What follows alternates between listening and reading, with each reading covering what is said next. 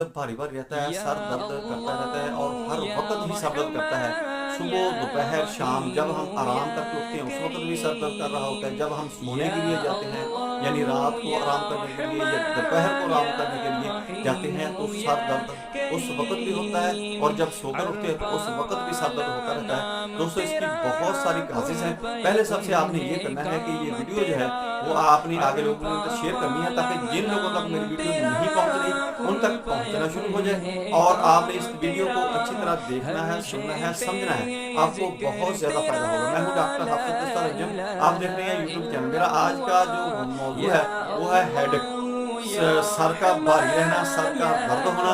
ये आप कैसे इसको पहचान सकते हैं कि क्या मसला है आपका और इसका कैसे इलाज किया जाएगा, ये मैं आपको सारी डिटेल बताऊंगा। पूरी वीडियो तवज्जो के साथ आपने देखनी है।